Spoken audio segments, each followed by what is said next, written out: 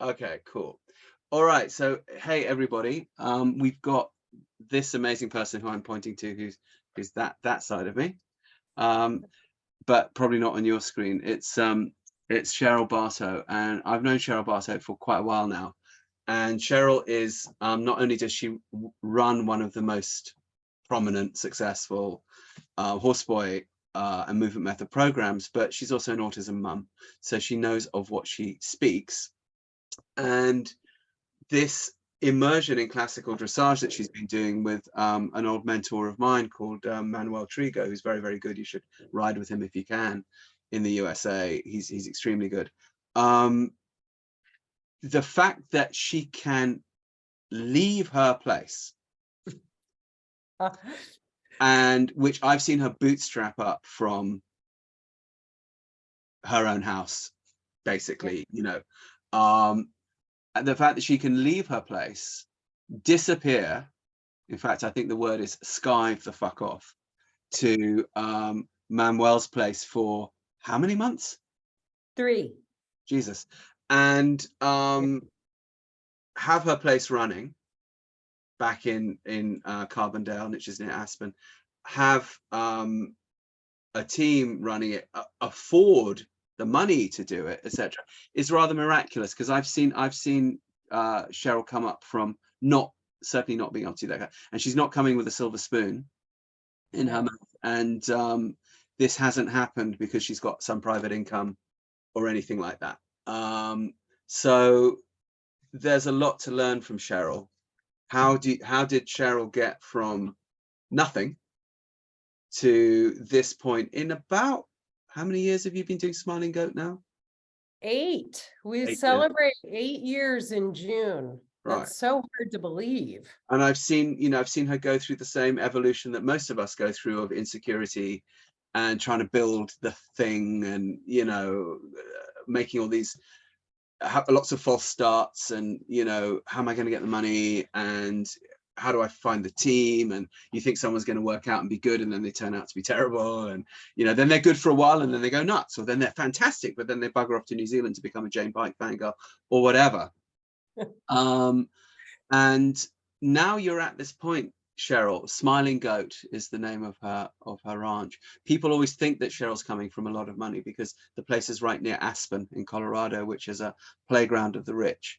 But Carbondale, which is down the road from that, is actually a sort of more ordinary Western town in the shadow of the money in that Roaring Fork Valley, which can be both a blessing and a tricky thing. And Sheryl also happens to have her own very successful PR company, which she's never stopped running alongside the insane amount of work that we all know it takes to run one of these places. So the fact that, so basically she's at 4 a.m. getting up and, doing one job, doing a full day's work, and then going to do the next day's work and then coming back. So it's a real achievement, Sheryl, and there's a lot that we can all learn from it. So will you just kick off and tell us your story, and then maybe share with us as a PR person what we should all be doing that we're not? Sure. Wow. Well, thank you. It's really an honor to be here. And as Rupert said, I have a PR company, and that's actually what led me to all of this in such a beautiful way, that I feel like the universe always shows us the way if we're willing to listen. As Rupert mentioned, I'm an autism mom. I grew up the daughter of a veterinarian, so I was always on a farm around a lot of animals. I was on my riding team in college, and then, like many college students, riding stopped when you hit the real world because of time, cost, etc. And I actually wanted to go to college to be a horse trainer, and my mom said absolutely not. So those dreams died, and I found myself on this path to PR.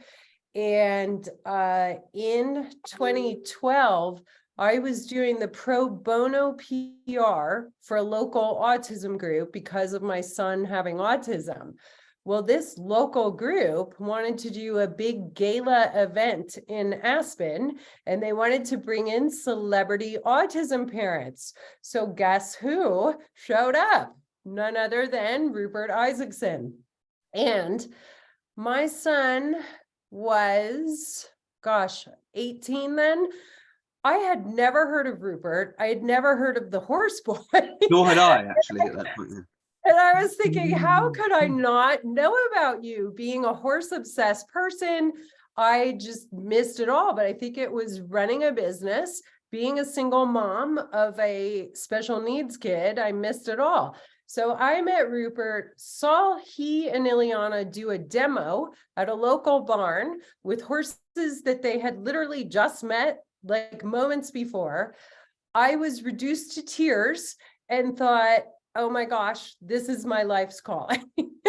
I am supposed to do this. So I started to visit Rupert in Austin and start training in the horse boy method. I had no horses, and this was 2012 to 2015. And in 2015, got my first 3 horses and kicked off Smiling Goat. Rupert came out to help us do a soft opening and a grand opening. And this is where those old PR skills kicked in. So you could sort of say, oh, I have resentment toward my mom, but I don't really, because a lot of things have paid off in the end. And I really believe that Smiling Goat would not have taken off as quickly as it did without having the marketing PR background that I have. And so, yeah, that was, we set off with the mission of not charging people for services, which was very similar to the mission Rupert had in Texas. And I had never been a fundraiser but wearing my PR hat, I had done a ton of special events. And then looking at what other nonprofits do in our valley, special events are a huge way to raise money. And so my fundraising world really did not drastically change until COVID hit. And when COVID hit, all brakes were on for everybody all over the world, as you know. And I took a month and hired a fundraising consultant. And boy, did she change my life on just kind of moving the chess pieces of things I was already doing, but helping me be more strategic and do them better, if that makes sense. So Rupert, I made my little list of like the top 5 things. I don't know if you want me to, like, I have a little show and tell and my top 5 list to dive into. I don't know if we want to go there yet or not. It's your show. We go where you go. Do you also do I have the ability to screen share? You should be able now. Okay.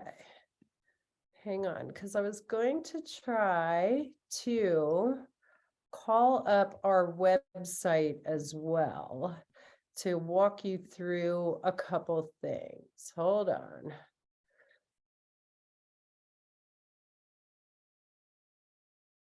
Okay.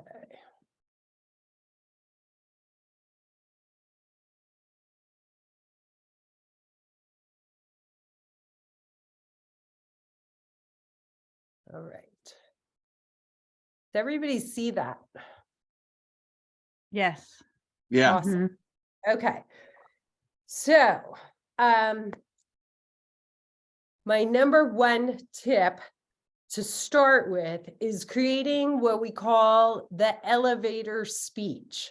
And the elevator speech means if you got in an elevator with somebody and you have 30 to 60 seconds to tell them what you do before they get off the elevator, this is what your elevator speech is. So our elevator speech, Smiling Goat Ranch, helps humans heal through interactions with horses and other animals. That's it. Now, I will actually adopt that depending on who I'm talking to. So if I am talking to a veteran, I am going to focus on our work with veterans, but we talk about using the healing effects of horses, movement, nature, and an impassioned, supportive community to anyone with neuropsychiatric conditions. Well, sometimes when you're talking to people and you use the word neuropsychiatric condition, their eyes glaze over. So a lot of times I will just skip that word depending on who my audience is, and I will just jump into autism, veterans with PTSD, because people can relate to that.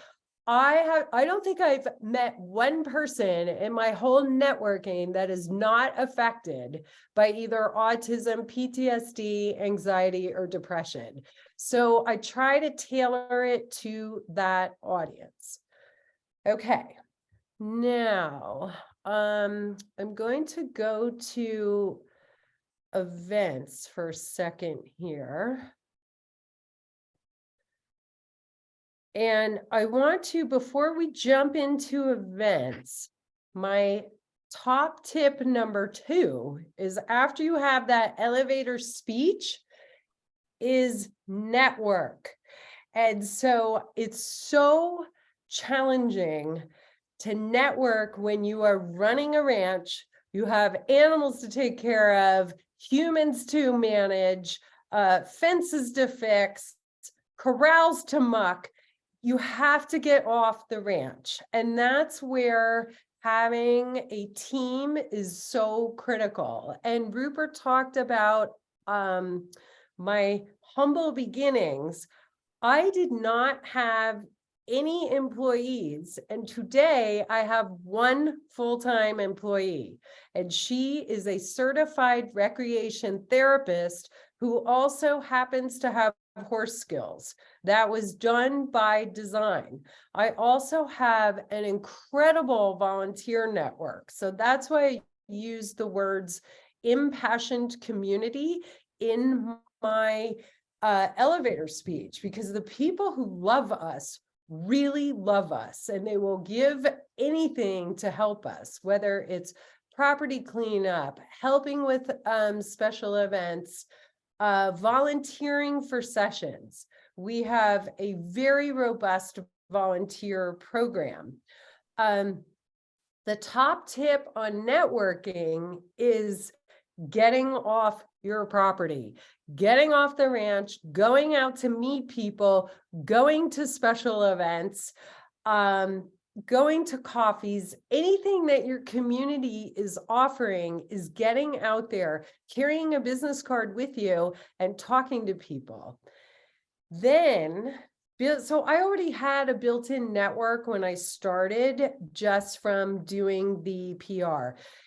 Even though I'm outside of Aspen, I'm 25 miles outside of Aspen, I'm 16 miles outside of Glenwood Springs, it's still like a giant college campus from Aspen to Glenwood, which is a total of 40,000 people, which is not a lot by the scheme of metropolitan areas, if you will, and fundraising. However, Aspen is a very concentrated market of people who are the 1%ers in this world. So how do you reach them? How do you start a conversation? How do you talk to them? And it's everything from going to events, joining clubs, speaking at civic groups like Rotaries and Kiwanis clubs, joining your local chamber, looking at, I know we've got some folks from, I think, outside of the US, so I don't know how like your local governments work. in the US, there are almost always within a county, a health and human services division that gives grants. So we get grants from Pitkin County, where Aspen is located, and Garfield County, where Glenwood Springs is located. Then we also get grants from the cities themselves. So City of Glenwood, City of Aspen. They both have very robust tax districts, so they want to give money away. And most of your local municipalities do and have this built in to give back to the community. Then once you have those networks, you need to build relationships. So I don't know what the marketing touch points are on how many times you need to interact with somebody, but I have found the magic potion is when I get somebody down on site to do a ranch tour and experience sensory work. Once they've done that, I've almost always been able to close the deal on raising funds. So we are always beating the drum that we do not charge people, that we don't want fees to be a barrier for people to receive services. And we are maxed. We have a waiting list, and we see 16 families a week. Everything is customized. Nothing is off the shelf, same. It's all different. And then we also see groups. We have different community groups that come in, from recovery and grief groups to high school kids who are in residential addiction programs. So here's an example. 2 weeks ago, I spoke at the Aspen Rotary, and I hadn't spoken there since we first started, 2016. And there were a couple people in the room that had remembered, this is my new cat friend. I'm at a visiting barn, so I don't know what his name is, but he wants to be part of this. He's very sweet. And I had several people come up to me after this PowerPoint presentation to say, wow, you guys have really changed and really grown. And I had business cards in my pocket, and I invited all of those folks to come down for a personal experience at the ranch. And we limit those to an hour just because we are so busy all week long. But we have it really dialed where they get to meet all the animals, meet the team, and then experience the sensory work. And then you really have a new best friend every time they've gone through a ranch tour. So this is work. This is time. This is sometimes it's 3 asks to get somebody to come down, but I never ask for money until they've actually come down and experienced what we offer. And then so that was number 4. So we've got elevator speech number 1, network number 2, build relationships number 3, 4 is invite to experience firsthand. And then 5 is tell the world all the time what you're doing, whether that is creating special events, which are huge undertakings, or it's sending a news release, or it's inviting a local reporter to come for 1 hour, and you put that reporter through what you do for clients. You will own that person. You will get that feature story once they see the magic of what you do.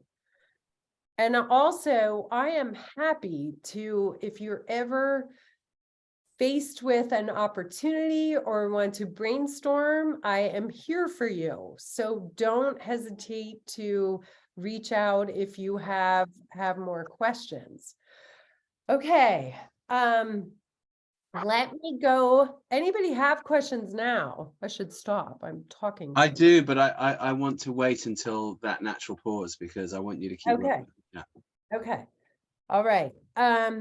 So here we are on the Smiling Goat event page. And at the top is a photo of an event that we were invited to, we were interviewed to be the beneficiary of this event. And it was called Cowboy Up in Carbondale. And they came to us, I don't know, we were up against 7 other organizations, and it's a board of 7 people, and they say, we provide the venue, we provide an auctioneer, we get 6 sponsor tables, you have to do everything else. You need to do a silent auction of 100 items, you need to find live auction items, and your average charity makes $8,000 to $10,000. So Kaylee and I looked at each other and said, okay, I think we could do this. And I think they picked us because we had a volunteer corps of 30 people. Because see all those chairs and tables there? That's what our volunteers help set up. What you can't see on the other side of the dancers is a giant stage. There is, if you look back, it's kind of a blue light there. There is an auctioneer. And so I had never done a live auction. And so we went around and got a local artist gave us a horse painting. Another artist over in Vail gave us a Western painting. What else do we have? We had flags that were flown at the US Capitol. We had on January 6th last year. Sorry, just kidding. Right. Yeah, no, it wasn't those, and I had no idea until veterans told me what a hot commodity these flags are. I was like, really? They went for like $800 and they cost you like $30 to buy them, and people go nuts. And I think I had some from the state capitol. And then the granddaddy was a trip to the Daytona 500 to get to meet country music singer Luke Combs, backstage passes, and that thing went for $7,000. So it was a wild night. We worked our asses off, and we had to go clean up the next day. We had to get 100 silent auction items, and the entire event raised $30,000. We blew the doors off of every single record that organization had.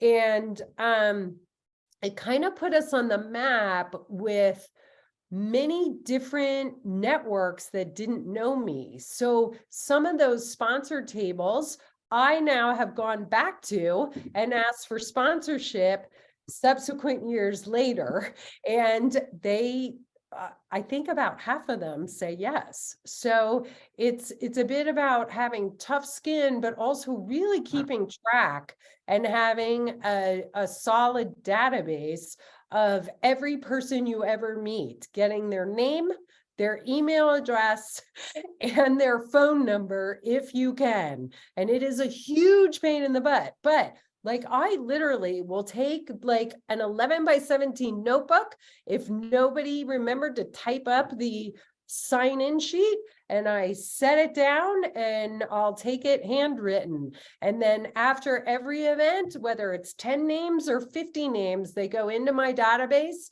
They're a part of my newsletter. We do a quarterly newsletter, and I have 800 contacts, and I know every single one of them and how I met them. It's a lot of work, but it also it really pays off. Okay, then we have 3 signature events that have morphed over the years. And we just got through the Healing Hoof It. And that's why I have this cold, because events are stressful. So I'm going to click on the Healing Hoof It, which started out as a walk. And it was an autism awareness walk that our families came to us and said, we're a 3.5-hour drive from Denver. And they said, we are so sick of autism events in Denver and having to drive to Denver. Would you consider doing something like this? So of course I said yes. So the first one was in 2016 and it was very sweet. And we had 70 people show up and you can see we have our mini horses and our goats walk. They all walk on halters. They're part of the little animal parade. These are volunteers holding the stop signs. And then let's see, last year, I have this lovely lady who is also a horsewoman and an event planner that's sort of taken us under her wing. And she is the one who said, I was hoping I had more photos here for you, but I don't. She said, you should talk to the town of Carbondale and add a 5K run. I'm like, sure. And so I said yes. Last year was the first year. What they didn't tell me is I had to order the race bibs. I had to order the little timer chips that go with the town's timer so that people could do this 5K run. I'm going to do another little show and tell. I don't know if you guys, hang on, maybe we can see this better. Wait, it's too, it looks like it's blurry. You might have to take your background blur off to show that. Is that what I need to do? Why won't it do it in front of my face? Because it recognizes a face and not face. Right? It's like, okay, hang on. Let me see if I can do. Ileana, can I do that like right from this screen? I don't know if I can. Hang on. Hang on. Oops.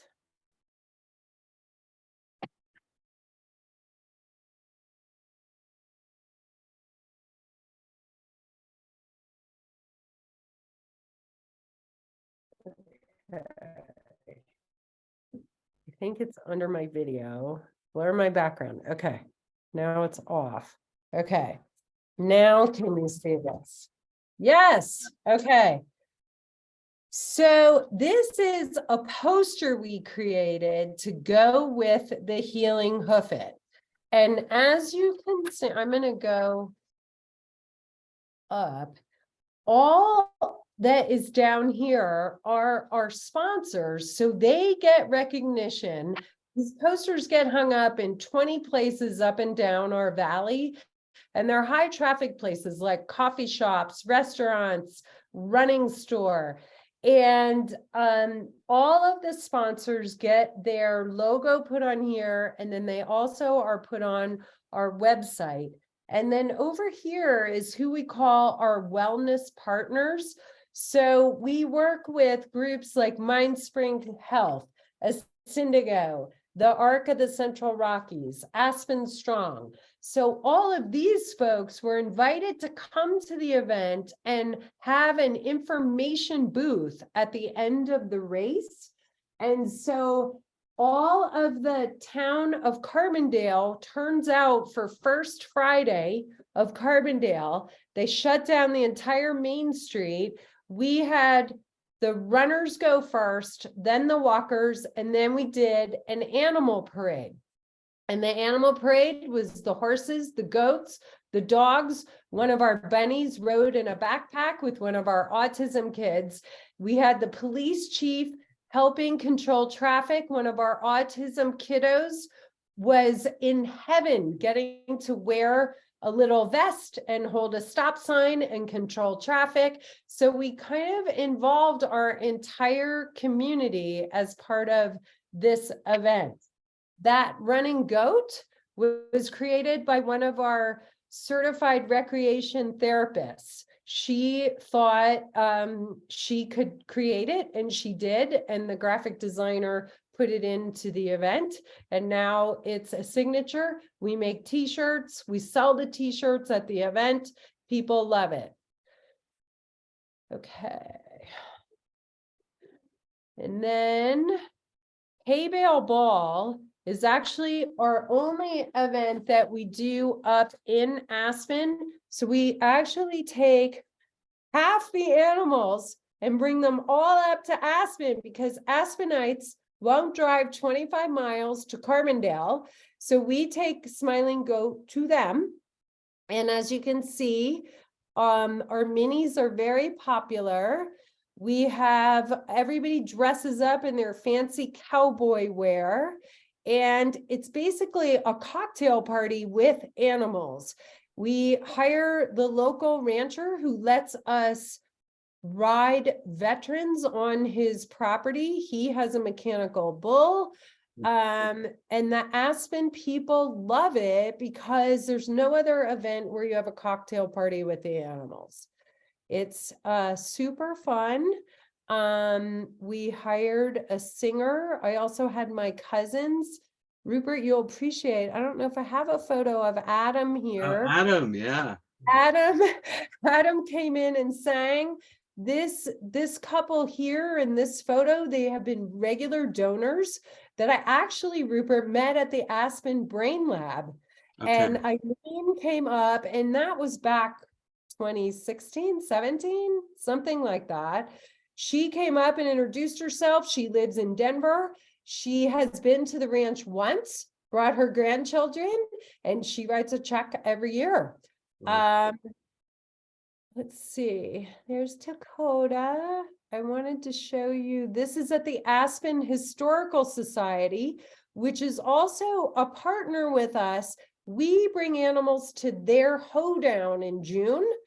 So in exchange, they give us this event venue. They don't even charge us to do it. So there's a lot of give and take in a small town, if you ask. That's one of our bunnies in a bucket. We're known for our bunnies in the bucket traveling. Okay, I don't think there's any other outstanding photos to show you. And then our last event is called Winnie Wonderland, that we actually do on site. And I swore over my own dead body I was not going to do an event over the holidays. But again, this was invented during COVID. And my horsey event fairy said to me, Sheryl, Aspen shut down. Nobody can do cocktail parties. This is your year. Start this event. We can do it socially distant and safe outside, and people will come down. And she was right. It also killed us. We did 3 weekends, Friday, Saturday, Sunday, 2 families for 4 different slots, 3 weekends in a row. But I'll tell you, it paid off in dividends. So now, even though those folks don't all come back every year, I still can go back to them for donations. And I think it might have been Rupert Isaacson who said to me, never worry about how many people show up, because it ends up paying off in a different way, different times. So this event planner knew a woman who decorated cabins in basalt, and none of those owners were coming in because of COVID. So we got all these lights donated, and it looks like a Hollywood movie set. And Rupert can attest, my property is 3 acres. That is it. And it looks so much bigger. And we had decorate the mini horses in the enchanted forest. People went nuts. The kids went nuts. The parents went nuts. Get to hold the bunny in the enchanted forest. The photos are amazing. We dressed all the volunteers in elf outfits so that all of the folks could recognize them. So that's the stuff that the event planner brought to the table that I wouldn't have necessarily thought of. But we lit up the whole goat area. You can see our cat is participating, but people loved it. It really looks like a Hollywood movie set. So because that was a success, then we invested in Christmas lights the next year because we knew we couldn't get the Roaring Fork Club's Christmas lights because COVID was over. But it was a great opportunity. And there we did s'mores by the campfire, and that's where we did our close. And we now have one of those standing roll-up banners that say, it shouts, our services are free. And then the other one has the 6 stages of the Horseboy method. So it talks about the 6 stages with photos of everything that we do, 1 photo for each stage. Okay, now I'll take questions. Okay, I've got a few. Okay. Can I kick off, or does anyone else want to get in before me? And I see we also finally have Mr. David Doyle, who's calling himself Samsung SM G9. I love it. He's now mechanized. But for those of you who don't know David Doyle, you should know him. We'll talk about him later. Okay. Can I ask you a couple of questions, please? Yes. All right.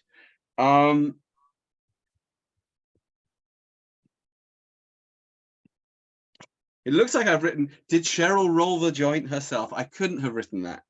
What have I written here?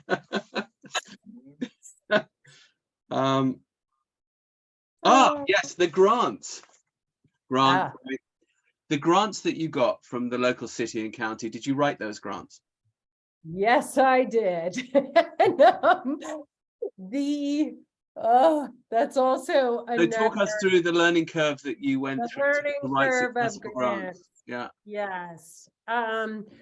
Okay. So because I'm in PR, I thought, how hard can it be? You just sit down and write it, right? So the first one I applied to was Garfield County because that's where we live. And I was pleasantly surprised. The first year they gave us $5,000, and it is all granting organizations. They all want different things. And so it would be nice if you could just have a template and run. And there are basic things you can have as a template, but they all want different things in a different way. And the county, because it's part of Health and Human Services, they want to see, like, are you duplicating services that somebody else does? Are you partnering with other organizations? And the first year, we had only had a couple partners. Now we have 6. And then they gave us a grant without me being on the Health and Human Services Commission. So when they gave me the grant, they said, and now, Sheryl, we would like you to attend these meetings once a month to be part of the bigger picture of Health and Human Services. So it's every organization from helping the homeless, battered women's shelters, kids getting protection through the judicial system. And there are 40 agencies in this group. And so I actually love it. And I had no idea they even existed. And so I also continue to view that as networking.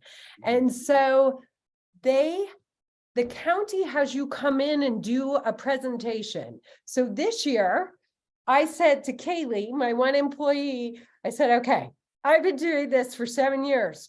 I think it's time for your voice to be heard. Why don't you go in and give the presentation? So she does. And then we got a phone call from the local alternative high school who happened to be on the committee to review the grant. I did not know her. And she said, can we please bring our class of high school kids over to learn about careers in working with animals and working on ranches? So we said yes. So they came over for an hour. I didn't charge them. And who knows where that will go, but I feel like that's like one of those community universal synergies that you give and you get something back. When I applied to Pitkin County, now Pitkin County is the seat for Aspen. The first year I applied, I did not know this, but there was a citizen committee. In addition to the county commissioners reviewing the grants, there's a group of citizens and they had a student committee. And one of the students was the daughter of somebody that I subcontract with in PR. So she calls me and says, Olivia, saw your grant. It was really great. You should ask for more money. And I was like, really? So now we get $10,000 every year from Pitkin County. And I don't know if that's an only an Aspen story but I share that with you to illustrate the networking piece. Like, I would have never put all those pieces together if Olivia's mom hadn't called me, and I probably wouldn't have asked for more. Then Pitkin County had a joint application with the city of Aspen for a couple years, and we would get $1,000 from Aspen, and then it went up to $2,000. And I was thinking, man, Aspen's got a big tax base. There's got to be more there. How do I do that? So Kaylee and I brainstormed, like, what would appeal to the city of Aspen? We live and are located 25 miles away. Well, how about that idea of a satellite location? People don't want to come past the roundabout. What if we go to them and say, can you give us some seed money to explore a satellite location where we can bring animals somewhere to Aspen? And they said yes. So now we're getting $5,000 a year. Last year was our first year. We forged new relationships with new partners. We still don't have the right location, and I'm being super picky about this, but you guys are all of the same mindset about nature, privacy, and having the right environment. But I know it's going to come. I can feel it. And I've put enough feelers out there. And the city of Aspen next week is doing a workshop for nonprofits to think big and go for big. And don't you know, I signed up for that because I don't know a lot of those players. And it's from 9 to noon, and I feel like it's going to be time we're spent. I have an idea for a venue because I was just on a call with Kim Carter, who's down there. Walmart parking lot. Yeah, we would have a lot, right? Pick up all your clientele. Well, the reason I say that, though, actually, in jest, is we used to do a weekly play date in the city of Austin. We would show up with our horses in a trailer at the park behind Central Market, which had a big kids playground, and we would just show up there with horses and start serving kids right there in that park, right outside Central Market, where of course people hang out with their kids on the playground. And it's high dollar area, and then we started doing it in other areas too, just showing up in parks with our horses. And what we found when we did that was local media would almost always find us and come out. Yeah. Then we would do things like we'd ride the horses down 6th Street, on a Saturday night, and it's a testimony to bomb-proof horse by horses, right? That you can do that. And we'd go and we'd take them into stores and into bars and into and every time we did something like that, there'd be a payoff. But one of the things we thought quite early was if you don't have a location, make a location. And I do that even now today. Like I've got said, because I don't own my own barn here in Germany, so I can't control the environment. So if I've got kids that I know can't cope with a regular stable environment with the tractor going and that sort of thing, I say to the parents, meet me in that village playground over there. It's 1.5 kilometers. I'll meet you there with my horse at 11 o'clock. And I can use all their amazing equipment that the city has put in for like 2 million. It's there for the taking. I can control that environment where it happens. Of course, then people notice, people see you, and so on. And it ends up being another form of networking. So I bet you that if you went and did stuff like that and used some of the seed money in Aspen to show up in city parks in Aspen with your horses and just start doing stuff. Such a great idea. I love it. All right. I have another question though. This is from Ileana. What database are you using? What software database are you using? Oh, I'm using MailChimp. Using MailChimp. A lot of people use Constant Contact or MailChimp. I started with MailChimp just because I had a PR client start with it, so I didn't have to learn something new. But I use it to create my quarterly newsletters and any e-blasts that I want to send. So for example, an e-blast for the 5K was to the 70 racers that participated last year. So I was able to segment the list and just blast them, hey, don't forget, we'd love to have you out again. Yeah. Can we have another call on how to use MailChimp? Did you hear that? That my boss is bellowing from the other side of the room as Mastodon bellows to Mastodon across the primeval swamp. She said, can we have a separate thing about how to use, because we use MailChimp, but I'm not sure that we're using it so effectively. So yeah, I can mentor us a little bit on that. Do my best. It is not always intuitive, but I've gotten so much better at it.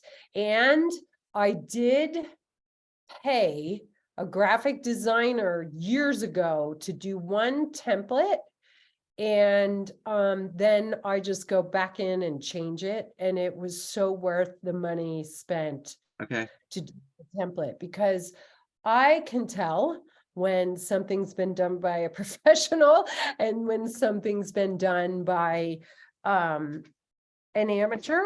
And honestly, I think in the beginning, as a nonprofit, it's okay to look like an amateur, and you should look like an amateur. I agree. If you're too slick, people assume you don't need money. Yeah. And so I hired him to do one template for a newsletter, and it has saved me. It saves me hours, like, because I can just go in, upload a photo, have certain stories. Like I always have a cover letter from me, then whatever the major event is the next announcement. I also paid him to do the website, and then Kaylee does all the back of the house stuff on the website. So the website is on Squarespace, and it's so wonderful. And we get a lot of hit and traffic to our website. Okay, next question. How did you get the country and western dude for your the ticket in your auction? Right? That's such a good question. One of my dear friends who used to live in Aspen moved to San Francisco. Every time she comes back to Aspen, she asks me if she can stay in our cabin. I always say yes. One year she said, hey, do you want to go to a New Year's party with me? A guy I went to high school with has this really great house and a New Year's party. Well, it turns out he is married to Lisa Kennedy, who owns NASCAR tracks. So I said, are they adopting spendthrift wastrel sons? Right? So 4 years later, again, you guys, going back to networking, I remembered this. Renee, hey, can you ask Bob to ask Lisa, would she be willing to give us tickets to NASCAR? And then that's what came back. And I was like, I'll take it. It's Okay. awesome. Okay. Yeah. Cool. So again, it's networking. It's totally networking. All Yes. right. But there are also organizations where you can That's right. Yeah. buy or live auction items. Right. And I looked at it because I had a half second where I thought about doing one for our hay bale ball. And then I quickly talked myself out of it because it's a whole nother element to an event, doing a live auction. It's exciting and people love it. The people who are there, and if you have the right clientele, you can really do well. I mean, Aspen events, we still haven't even come close to what Aspen events raise. And that's what kills me. I'm like, how can I get there? What are we going to do to get to that next level? But when I looked at the organization, and they put together like, it's either a fancy trip to Europe in a 5-star hotel with wine tasting or whatever. They have everything you can possibly think of, and you buy it for a fraction, and then they get a percentage of whatever you raise to do it. And I think one of the other reasons I said no is like, I know enough people to figure out my own packages if I really put my mind to it. Yeah. So it just is, but it's work, and it's, yeah. And there was actually a bidding war for that one between two people, which always helps your cause. Before I just throw this open to other people's questions, there are a couple of things that stood out to me here, which I just want to draw people's attention back to. The one thing which comes through very clearly, Sheryl, through what you've been telling us, is your ability to allow yourself to be mentored. Yes. And I think this is something that doesn't get talked about enough. There's many reasons, I think, why some of us might struggle with that. And it can be shyness, it can be thinking that, people won't take us seriously. It can be that we don't know where to look for it.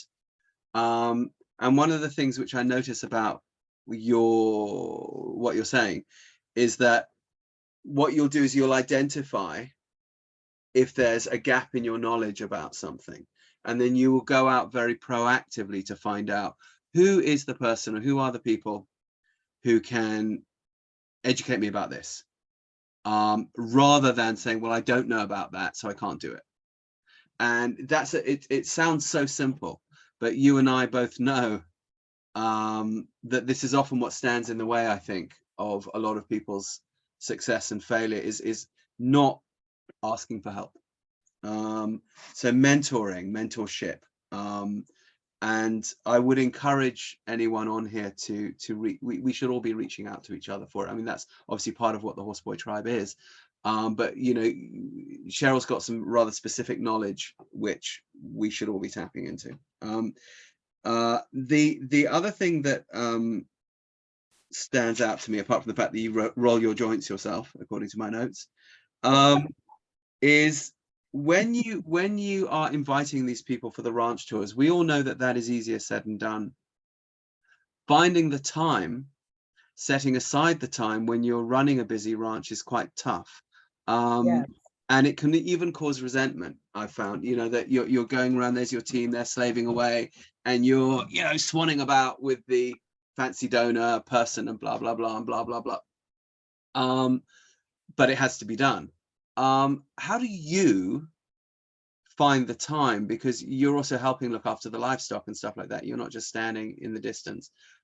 So what's your strategy for finding that time in a busy work week? Yeah, that is such a good question. So the other piece of advice, everybody should have a 20-something working for you.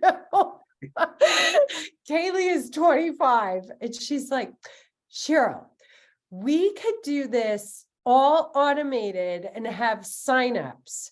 And so we use Sign Up Genie, which is free for volunteers to sign up. So that old healing hoof it, that we created all the slots we needed.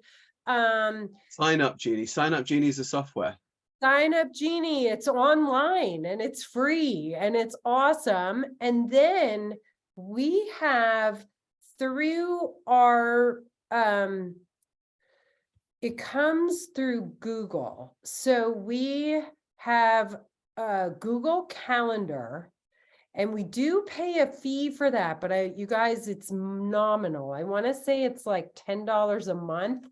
Don't quote me on that, but I can get back to you on that, where we do our session volunteer signups through that, and we do our ranch tours through that. So Kaylee actually creates, based on the big picture schedule, time slots every week to do community ranch tours. Now, I don't want to paint the impression that we are doing one a week. It's probably twice a month. And so when you look at it like that, because Rupert, you're absolutely right. The team can be looking at you like, are you kidding? We just did 4 play dates in a row, and now you want me to do a sensory session with a potential donor who may or may not write a check. Yes, that's exactly what I want you to do. So so now Kaylee has taken ownership of this. And so we know that we will have enough people to help with sensory demo and get the person to do it themselves. So I think she schedules 2 slots a week. And then if it's somebody like right now, I'm going back and forth, and I can't believe this is happening, but I'm so excited, is our local hospital in Glenwood Springs is called Valley View Hospital. And somebody who works in like the psychiatric division said, hey, we just heard about you. We'd like to come and tour. And so I was so excited, and I sent her the link and I said, if none of these times work for you, will you please come back and tell me and I will fit you in. So I've already primed the pump with the team that this is so necessary for what we do. And the fact that they're not getting overwhelmed with having to do so many a week, they've all had really great welcoming attitudes about it. Brilliant. Okay. Something else that stands out from what you've said, and this is something I can absolutely back up as a journalist, is media needs stories, and particularly local media. They're usually pulling their hair out trying to find stories. So for example, there might be the story that you're doing your grand opening, or there might be the story that you're doing your event or your 5K or you're this or you're that. But it's very good to think about things that might not. So for example, when you show up unexpectedly riding down the high street or in city parks or that sort of thing, that creates a story. Yes. When you want to think about doing things that are unusual, that are a bit surprising and a bit quirky in the community, and what also happens is people run out and take pictures of you and they put it up on their Facebook and stuff like this. Oh, it is just riding down the street anywhere. Right. People go crazy. And I think, and you write autism on your horse, and right, we can tend to forget, because we're so close to the horses, what a novelty that is. And once a season, and it's usually in the summer, I will take the team, we ride into Carbondale to get coffee. And you are absolutely right. We're not even doing a session. The local restaurant loves us, lets the horses graze in his yard, and we always get in the newspaper for doing that. And I haven't even teed it up. Somebody takes a photo, or I'm friends with the editors on social media. I'll Right. post a photo, they'll call and say, hey, we've got a hold. Can I put that in? I'm like, heck yeah, all Yeah. yours. But also just inviting journalists to come for a tour and Yeah. experience. Or if you have a group that is okay with, that's another thing you need to be sensitive of, is getting releases from your families to make sure they are okay with their photos being taken. Yeah. We have not had any problems where a photo has ended up somewhere that it shouldn't, but I have 2 families that absolutely do not want their kids in any publicity, any social media. You know, when we're in parades, we always make the paper. Anything visual, Yeah. the paper loves, and horses are incredibly photogenic and everybody loves them. So But it's easier said than done. So for example, it stood out to me when you were showing the pictures of your Winnie Wonderland, right? And you're doing the sensory stuff, or you've got the people coming and having a sensory tour, or you take, you know, your horses downtown. What this speaks to is how anal we are about the horse training in Horseboy, because you cannot put a potential donor or a journalist up on a horse for sensory work and have there be any question that that horse is going to do anything other than stand there sweetly, or to go downtown, you know, and your horse is going to be just totally cool, like Clue going to the department stores and that sort of thing. So the more time one puts into the training of one's horse, there's the therapeutic aspect of it, but there's also the then they can just do stuff. yeah. And you know that they're rock solid in all those situations. I mean, I remember taking Clue into this tiny nightclub in Austin and Spanish walking him through the dance floor, you know, with a drum kit going crazy and you know, and then having to back him out through the door. And there was the club owner, who was also a prominent local musician, had parked his milk white Harley, you know, you know, 8 bazillion quid, you know, right in front of the door, and I had to back Clue out through the crowd, through the narrow door, not And hope he doesn't kick the motorcycle. and have, you know, just be absolutely sure that my horse was going to. But that's the beauty of it, is that you can then show up in these quirky places, and you can also do the work that you need to do with anyone, anytime, and go to the city park and make sure that people don't get hurt and all of that stuff. And, you know, one thing that I want you guys all to know is Sheryl has put really put the time into the horse training. She first came out to us at New Trails in 2012. 12, gosh, you know. Sounds really friendly. Right. And it was a whole, like, she's been diligently on the training and classical dressage path. And, you know, she was with us, and then she's also found the Valensas, and she's also found Manuel Trigo. And again, it's the thing about mentorship. If you learn from the best and you invest that time and money, it pays off, because you have the horses with the wow factor. You know, we can go downtown, put kids on our horses, and they're in passage, and they look amazing, and it's like something out of a Renaissance painting, and no one can believe it, and only because we put that time and money into it. You know, I know that Joelle sitting there, she's done the same thing. You know, Samsung SMG down there, from Ireland, you know, routinely takes his horses to places he shouldn't, and gets away with it. And it's the training that you put in that gets you these horses that are super flexible, that you can use again. And I think again it comes down to networking, but just remember that media needs stories. And then finally, what you said about Kiwani's Rotary clubs, Lions clubs, and that's they are always crying out for speakers.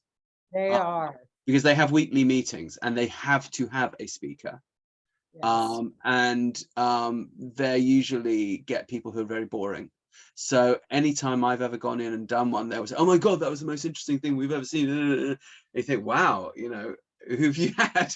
But you go in there with a good story, and then what you do is you go in with some small things to sell. You don't go ask for money. So I would obviously go in with horseboy books, or when I was raising money for the Bushmen and doing it, I would go in with small crafts, you know, that I would sell. And you sell things for like 10 to 50 bucks. It's what someone has in their pocket, and they want to spend something, they want to support it. And so you're likely to walk out of there with a few $100 in your pocket. But then what happens is, of course, they follow up with you later. Occasionally I've walked out of a Rotary Club meeting with a couple of grand, but usually it's something modest, but then they come back to you. But where we always had I think our best results was the Kiwanis, because the Kiwanis have this emphasis on education. But you really want to plow that, and then they want you back because you're interesting. So they want to see where you are in 6 months. They want to see where you are next year, and that sort of thing. So remember that media needs stories, and the clubs need speakers. Well, and also the clubs often have their own grants as well. So we regularly get grants from Snowmass Rotary, but Aspen Rotary, it depends on the year and who's there and who's reading your grant proposal. Right. Hello, Kat. Hello, Kitty. All right. I've dominated. Sorry. So who else wants to go with questions? I've got a couple. As far as the networking goes, has anybody thought about using high school kids for volunteer stuff and whatnot? We have a ton of high school kids, and I have found my best high school volunteers are pony club kids. The older ones are very busy with their horse shows, but the younger ones that are still learning, I've had so many great ones, and then they grow up with you, and then when they come back and they're visiting from college, they come and help out. We have also in our local school system, the kids have to do a capstone project where it's any topic that they want, and any project they want. So I had a young Latino woman reach out to me who wanted to translate our application into Spanish and do a video for us in Spanish. So that was 2 years ago. She did that. And she just texted me last week, hey, I'm going to be home this summer. I want to come help you guys out. And she helps translate on some of our play dates. We have a couple of families that are non-English speaking. For the most part, we can get through those play dates, but it's a total bonus when you have a Spanish speaker with you. But a lot of times the high schools will let you come in and do a presentation. Yeah. So if you have, like, we take our bunny rabbits, or I will take my dogs and I will go in and do a presentation. And the other thing our high schools do. We've actually taken horses to high schools too. Now that you know, they'll usually They love it. They love it. And they also have what's called experiential education. So we always get called by one of the local high schools to have a day at the ranch. And the kids come in, and we usually have a project that they can do, so they feel like they're giving back. And I often get more volunteers through that. Is there kind of a pay to play that anybody does, where if they volunteer so many hours, they can get a lesson for free from the ranch for riding a horse or something like that? Or is anybody else do anything like that? I've talked to a few of them. They do kind of things similar to that, where after they volunteer for 8 hours, they get a free horse riding lesson. I think it's an awesome idea. We tend to do volunteer appreciation parties. So I'll do like a barbecue out on the back porch. I always am giving them free swag. So like when we did the Healing Hoof It, they all got free goat running t-shirts for helping out that day. You know, and t-shirts cost $8. Like it's not, you know, a huge investment, but that's what I do. But I love the idea of the writing lessons. And I think it depends on the volunteer too. Can I chime in on that? Yeah, I think you have to be careful with that one. It can be a real can of worms. You can create entitlement like this, and then it can also be resentment between the ones who got it and the ones who didn't. And then, so as Sheryl says, I would do that case by case. If someone really stands out and they're just obviously there all the time and and it just is a natural thing to start upskilling them, that's different. But I think, Sheryl, your way of appreciating them is more rational, actually, because you're going to get many who would then just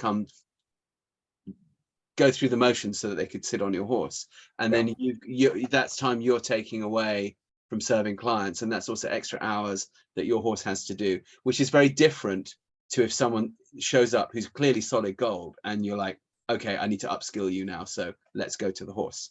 That's a slightly different thing. So I wouldn't make any promises that way. Yeah. I do have one idea for when people go out with their horse through town and stuff like that. The knights used to have that skirt draped around them, to have a blanket made to go over the haunches with your symbol. All men involved in horseboy have to wear skirts in public. Yes, it's true. It's a requirement. The horses. Henrik is actually wearing his right now. So you just can't see because it's quite low. No, the horses. You put it on the back of the horse so that on the haunches you can got the emblem or the barn or whatever you got on there to help draw attention to it. Yeah, you can also paint. That's called barding. That's the official term. Medieval barding on a horse, but you can do that. You can have lovely things made out of cloth, or you can also, we often just use wood write. You know, if it's a grey horse, you do it in a dark thing. If it's in a bay horse, you do it in colors. Autism, smiling goat, new trails, horseboy. You know, yeah, totally. We love painting the horses. It's so fun, and that's where the Pony Club girls really come in handy too. They love it. And the goats, paint the goats. The goats, we paint the bunnies. goats. Yeah. Paint yourselves, face paint. Absolutely. Got one more about the accounting and stuff like that. When trying to figure out how to make the payments and stuff like that, is there one account set up for all the donations to come into, and then you transfer that into other accounts for payments and whatnot?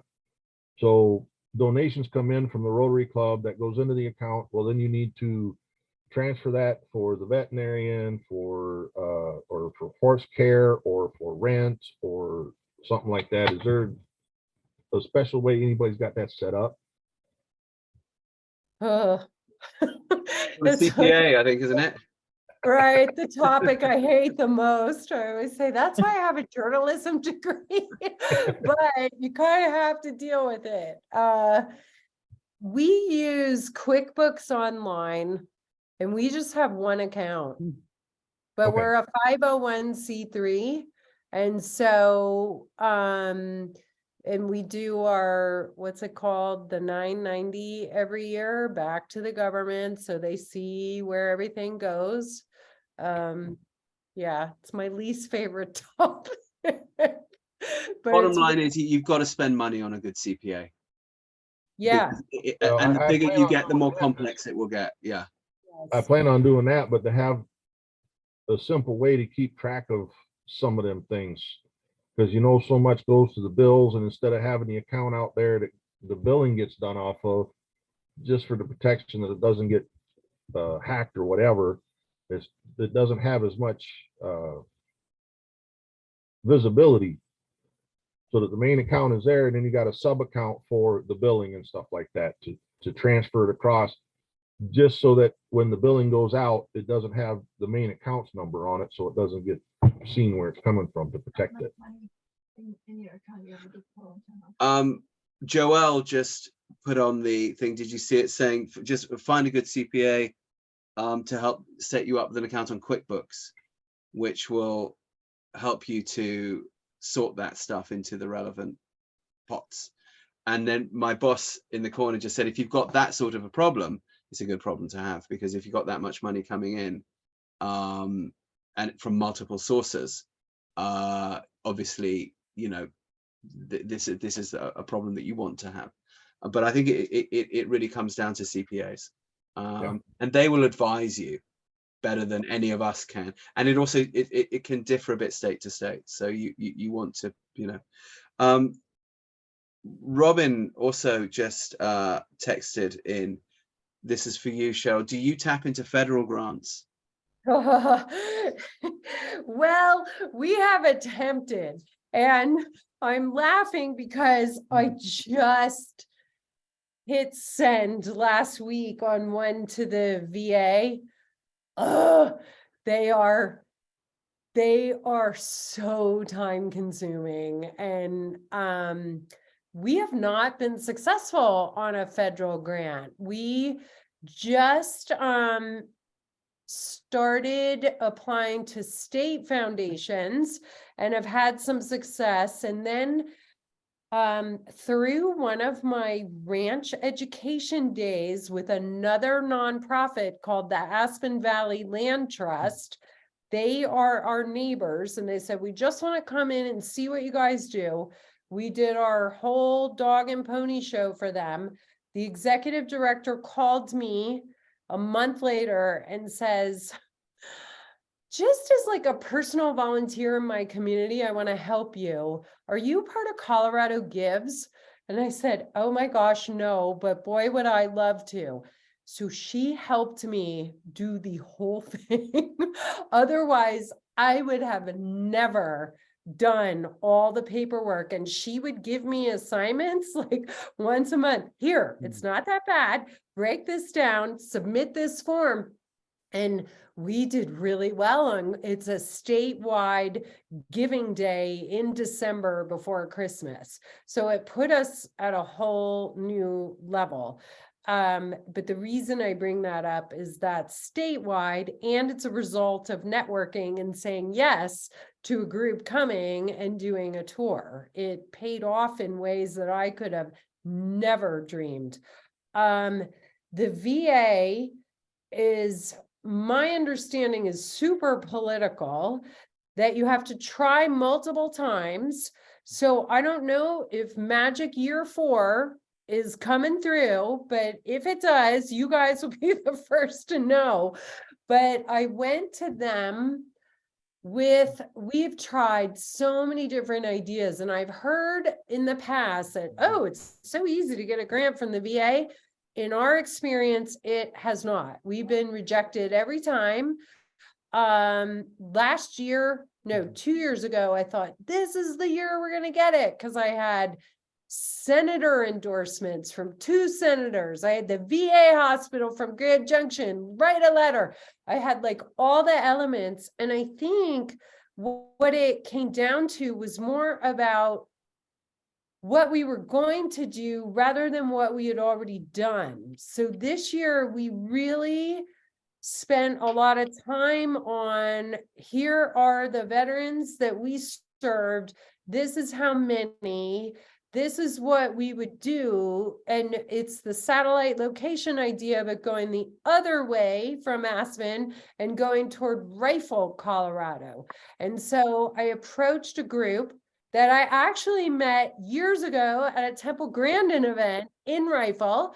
I had kept her name, sent her an email. Hey, I have this crazy idea.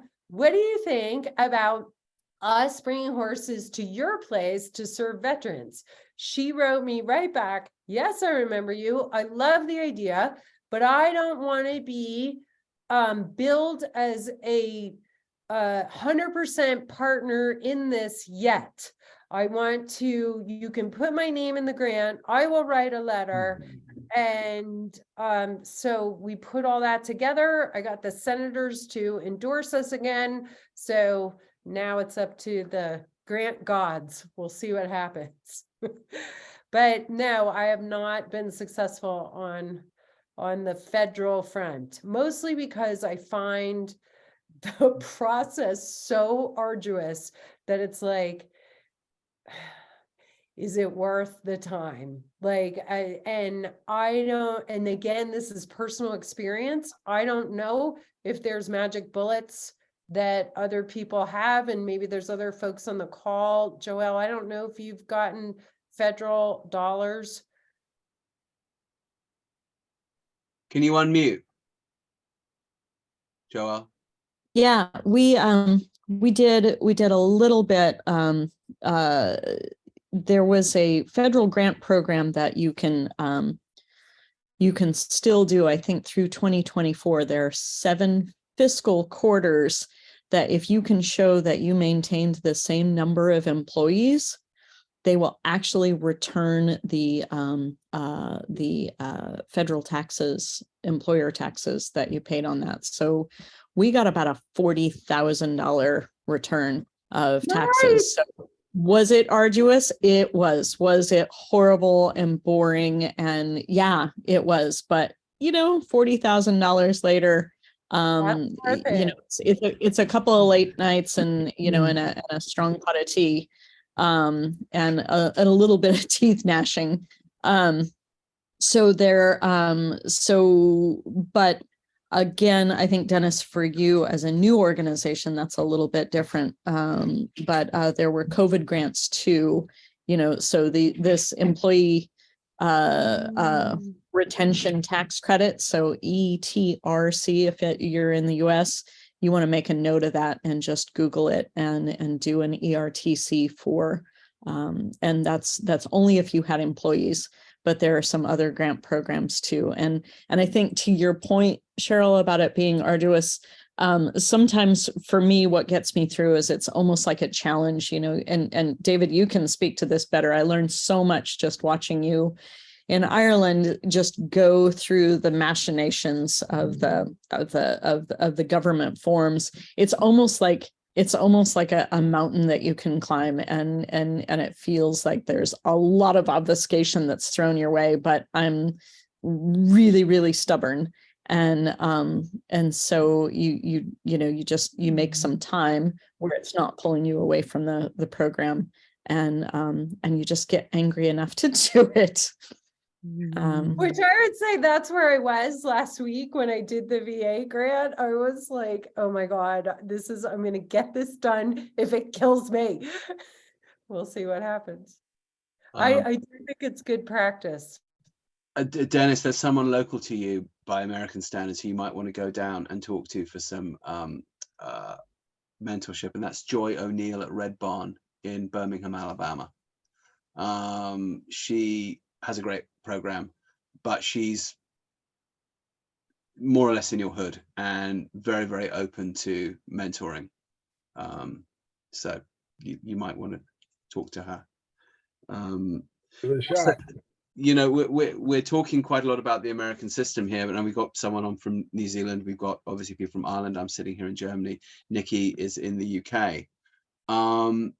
But I presume that we have similar types of local government grants. Like, Nikki, can you unmute and talk to that a little bit from the UK point of view? I know you go for lottery funding, right? Right. Yeah, I mean, I get quite a lot of funding from Sport England, which is obviously the government organisation that deals with kind of sport in the UK. And so we kind of approach that from a riding perspective, and we run a project called Inspiring Riders, where we offer riding sessions at really low cost for the local community, and we managed to fund that through Sport England grants, and they've paid for a lot of our facilities as well.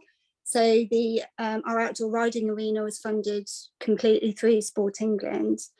Yeah, so I think like what Sheryl was saying earlier about writing grant applications, it's very much about hitting the criteria that they're looking for. That's what I've really found. If you can work out exactly what the criteria is and then kind of mold your project to that funding, you know, that's kind of how we, you know, raise our projects. We're not really a sports organisation, but we can access the sport funding by offering an element of the sport, you know, and then that funds the therapeutic work as well. Yeah, we've done that in Ireland. Horse Sport Ireland has funded quite a lot of horse boy activities there, even though we're not on the sporting side. They're just trying to promote everything that the horse does. So it's interesting. I think you can sometimes be a bit it pays to be a bit counterintuitive sometimes. Yeah. The funding isn't necessarily going to come from the obvious source. And interestingly, you guys, the VA up until this year was funding all equine therapy under an adaptive sports grant. And then this year is the first year they peeled off equine therapy separately. So maybe that will help us as well, but they used to view it all as adaptive sports. Right. Have you reached out to Jeannie at Remount in Colorado Springs, Cheryl?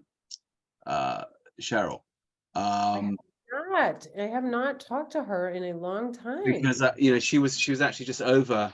When was she over? Last October? Feels like it was. No, it was last summer, last August, here in Germany. And you know, we've been working a fair bit with the German army, which sort of came through Remount a bit, and I'm pretty sure they must be working with the VA. So it might be that she has some insights there.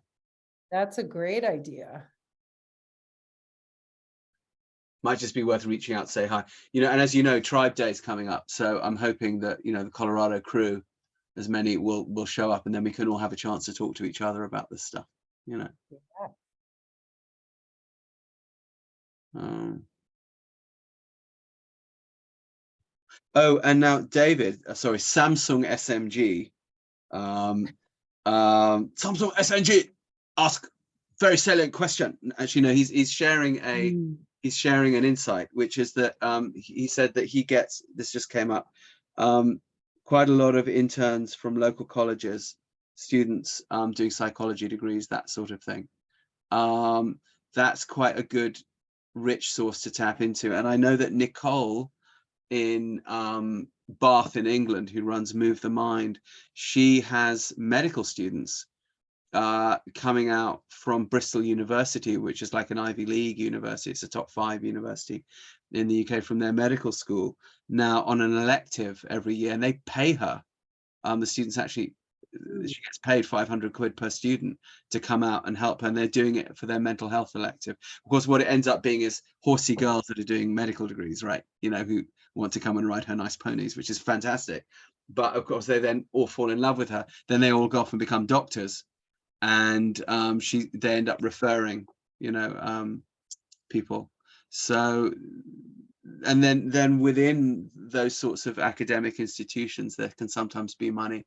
There was a group that we used to talk to at University of Texas called LAMPS, which was an alumni group that again needed people to come in and talk. And they were usually retirement age and had loads of money. And so sometimes the one thing leads to another thing leads to another. It just keeps going back to what you're talking about, actually, Cheryl, which is the networking. Mm-hmm.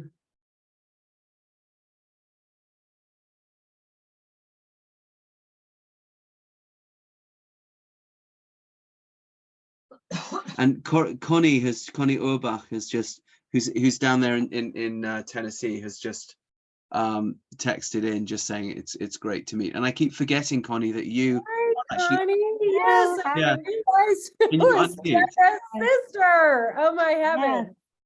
Yeah. Oh, hi. Hi, so nice to meet you. So Nice good. to meet you too. Wow. Oh, how do you so guys know good. each other? So my sister lives in Colorado, not too far from you, I believe. Yes. Yeah, her sister and I are very dear friends, and we Interesting. she has 2 boys the same age as my 2 boys, and we've all raised them together from K through 12. So Yeah. Deborah and I go way, way, way, way back. Okay, Oh, that's Yes. awesome. fantastic. Yeah. So good. Again, just for you, Dennis, Connie, you're not so far. Dennis, you're Arkansas, right? Arkansas, Missouri border. Yeah. So Are you, yeah, Rupert, are you going to Dennis for the dressage training, or where are you going for dressage training? who? Rupert, I I'm think going you to were be doing going. it at Kim Carter, who had to jump off the call. She's okay. Greenville, South Carolina. We'll Okay. be there in November. We were just working that out today. So if any of you want to come, emphasis in handwork. Oh, yeah. Yeah, passage, all of that fun stuff. Do you have the date set that yet? We haven't yet, and me and Jane are going to do it together. So it's a double act. Oh, cool. So if Awesome. anyone wants to come down and sort of worship at the Temple of Jane, that's your chance. Oh, yeah. Definitely. Ooh, I might need to fan. figure that out. Yeah. We just did a joint clinic in Ireland, and it was really good. So we figured out our shtick, and it's because what's wonderful is I tend to concentrate on the technical stuff, in handwork, and then she comes into the riders and brings in the biomechanics and the nervous system stuff, which it's really amazing. She makes a difference really fast in the human, and then you put that together and you get a much quicker, more polished execution of the exercise with people, and then they've got to the human has tools for themselves that they can take home, and as well as for the horses. So yeah, please come as soon as we have the dates. We'll let everyone know. Yeah. Is that something that you bring your horse to, or that you just come and use your No, horse? she says she doesn't have the facilities to ship in. So what she's got there is she's got 17 horses, and we'll use hers. Okay. And so Great. what we'll do is I'll work for 3 days first with her team, to put some nuts and bolts, and also her team have been diligently going through the Helios program, which is on our other website, the Long Ride Home website, which takes you through all the lunging and the long reining and the in-hand work from 0 to Piaffe. And then I need that. Yeah. And it costs a princely $10 a month to do it. So Oh, wow. so longridehome.com, and then it's the Helios program. It took us 2 years to film it. We go from 0 to Piaffe. We tell you all the equipment you need, and it's broken down: how to walk, how to hold the whip, where to touch, how to walk, as well as before you actually pair yourself up with a horse, so that you have a few muscle memories, and then you go from there. But her team are doing that and have been doing that now for the last few months. So by the time I show up, they will actually have the basics down.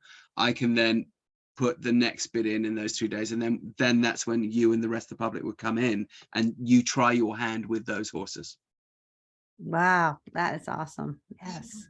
Oh, cool. Yeah. Oh, and Jane will also be at Tribe Day. Ileana's telling me that's right. So yeah, Jane will be at the Colorado Tribe Day as well, if you're interested. Yes. And I'm hoping also Equestrian Chaos. If you don't know who they are, you've got to check them out. They are in Mobile, Alabama, and they are a mounted archery and trick riding team who also do horse boy, and do it with all sorts of special needs kids, and they do things that you just shouldn't be able to do. They got my son, they got Rowan standing up on the horse without anxiety. It's really interesting watching them do it. Sheryl knows because she had Brooke, who's one of the team, who actually I think that was how you got into the whole sports therapist thing, right? Yes, the recreation therapy. Recreation therapy. Yes, Right. yes. That is, what's the name of it? Equestrian what? Equestrian Chaos, and they happen to be driving from Washington State through to back to Alabama. So I said, "Oh, that's Colorado's on the way," and they're like, "Oh, so it is." So I'm hoping they're going to stop with their horses and give us a show. Oh, fun. That's cool. So yeah, but yeah, if you want to get going, Connie, with the in-hand work, just go on that website, longridehome.com, do the Helios program and start working to those videos, and then when you come and we're at Kim's, you'll have some of the basics down as well. Yes. Yeah, I'll have some practice under my belt. Cool. So anyone can do it. You just need to follow the vids, really. Cool. Yay, so exciting. Mm. Connie, you sound like Deborah. If I- I didn't know. I She I does know. sound Sorry, like Deborah, doesn't she? Yeah. I can't have my picture up there because then I wouldn't be able, I have terrible reception here. And so it Yeah. wouldn't let me, yeah. Okay. But, oh goodness. Does anyone else have any questions that they want to ask? Robin, got anything? Nick? If you have, then unmute. Okay. Oh, did somebody just appear? Is that you, Nick? Hello. Are you unmuted?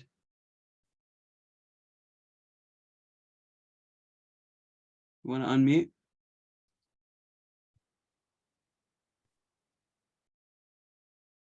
Or are you writing? Oh, it's got no mic. Do you want to write your question? No. Okay, fine.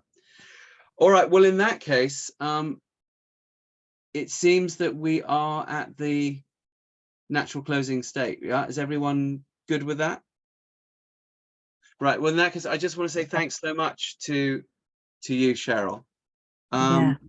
You know what you've done at Smiling Goat is absolutely fucking exemplary. It really is. It's bananas what you've managed to achieve in the time. And having watched you go through it, and we all know what all the ups and downs of putting a project together are, because we've all done it and constantly go through it. But you've made a go of it in a way that very few do. And I really would encourage you all to reach out to Sheryl, because she's extremely generous with her knowledge. And I do think we should do this separate webinar about MailChimp. Would you be prepared to take us through that, Sheryl? I can do my best. I don't know, like I'd have to think about like what the best way is to teach people it. But let me give some thought about how to do that. Okay.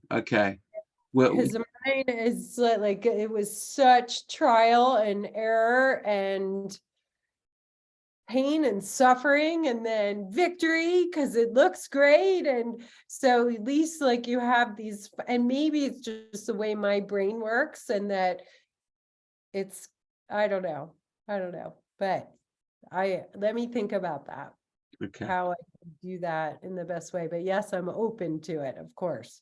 And then could you tell people how they can reach you, Sheryl, Yes. if they want to reach out? Absolutely. My email is Sheryl with an S, SHERYL at smilinggoatranch.com, all one word. And then my cell phone is 970-379-1383. And you have WhatsApp, yeah? I do have WhatsApp. Yes. For those internationals. Yes. Cool.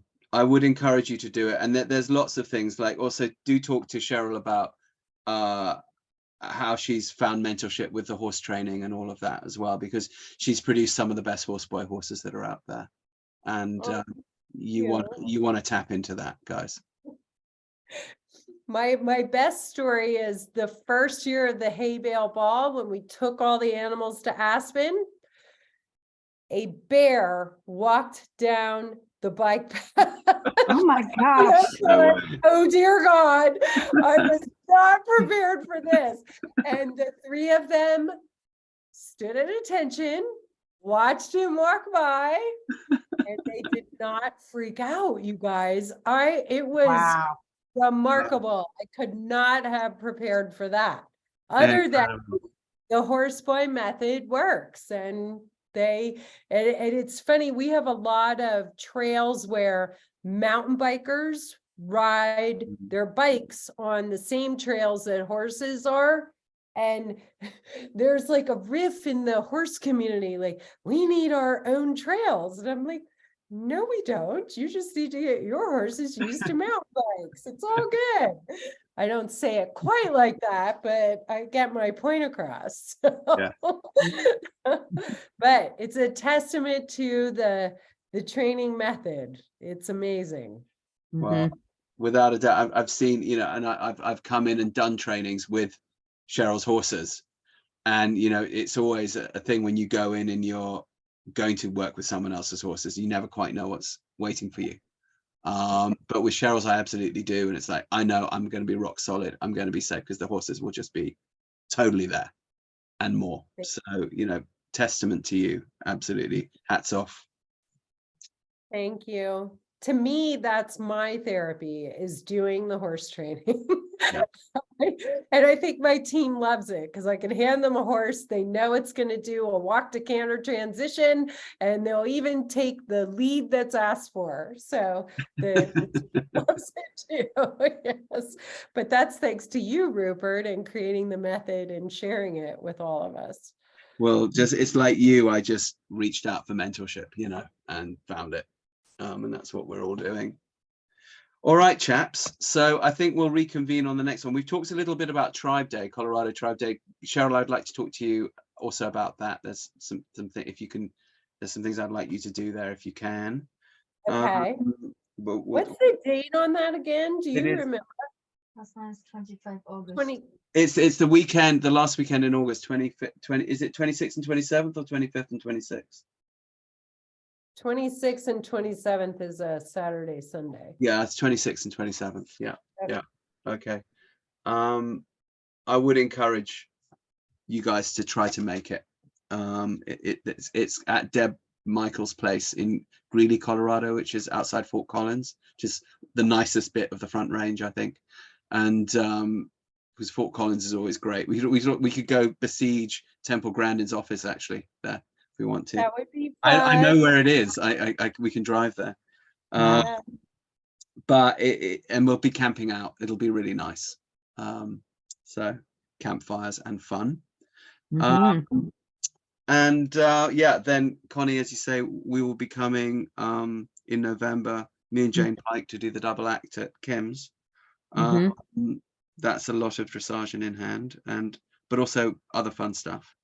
And we'll do demos of the methods. We'll do horseboy and movement method demos while we're there. And then maybe come back for actual trainings later. And I Awesome. Yes. think that is all the news. Does anyone else, while we've got you, have anything that they want to announce?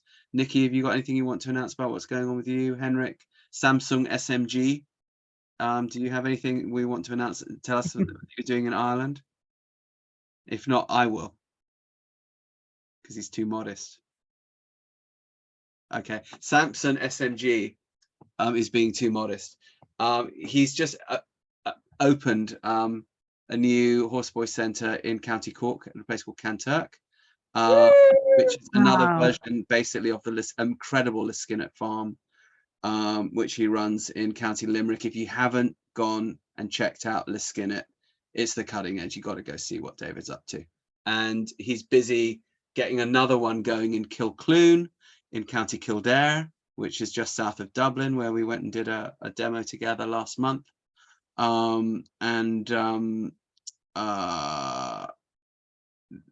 There's other places being looked at too, I know. So we will wait to see what happens with that. And I want to just say, actually, we just got back from Africa, and we took the kids to Namibia for the first time, and we went back to the same healers who healed Scub in 2008. Oh, Wow. And Wow. the healer himself, who's called Unta, had died in the meantime, and his son has taken over the healing. And we came back, and when we showed them pictures of Scub and how he is now and how he's doing now, and they took us out to the old man's grave oh, to say prayers and to Wow. show Unta.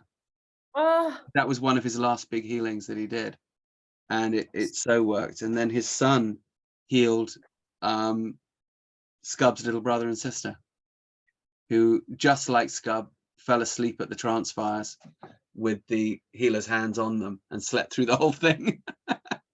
But that's the nicest way to receive the healing. So just to let you know that that non-rational shamanic aspect of the whole thing is still going on. Love it. Yeah. Wow. Mm. And I would, as ever, always encourage you guys to seek out the irrational as well as the rational. Mhm. Neuroscience is all well and good, but it will only take us so far. Yeah. As we know, love does the rest. Mhm. Yeah. All right, guys. Thank you so much. Cheryl, thank you. Thank you. Incredibly So generous. great to meet you all, and Thank you so much. yay, yay. Henrik, you're with Giddy, right? Yeah, Tell, yes, Gitty is tell Giddy Giddy sleeping hi. well. She's been to Smiling Goat. It was a couple years ago. Yes, yes, I know. Yes. She's talking often about this trip in your country and your places. Awesome. She talks specifically about the amount of tequila that was imbibed, I believe, actually. It comes up. Oh, gosh. Yes, Mm. well, you She, all have an open invitation to visit anytime. Mm. We'd love to have you. that is good. All right. So, Yes, and thank you for all the so am I good? Shall I click end and leave meeting? Yes. Right. Okay. Once again, Cheryl, thank you. Thank you so Thank much. Bye, you. everybody. Bye. Bye.